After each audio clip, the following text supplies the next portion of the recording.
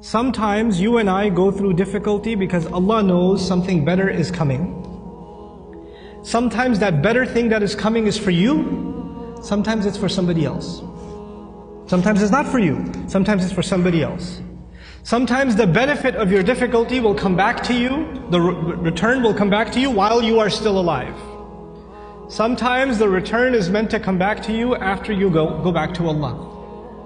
What happened with Yusuf alayhi salam? A father was separated from a child. It's a tragedy, isn't it? But imagine, if he was never kidnapped, he would never be in the well.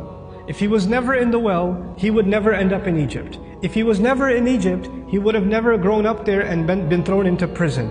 If he was never in prison, he would have never met those two guys he met in prison, whose dream he interpreted. If he never met those two people, one of them who got to live and go back to the king, and when the king saw a dream, a strange dream, he would have never said, wait, I know someone who can help interpret your dream. And if that never happened, and you know what that dream was? 7 good years in the country, and 7 years there's not going to be any crop, any produce, any harvest. People are going to starve to death.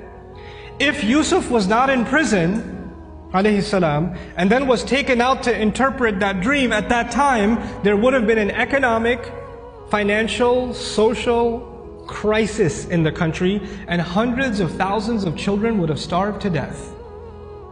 One child suffered for a few years. But because of that child suffering, Allah's plan was to save a lot of families, a lot of fathers and mothers from losing their children to starvation.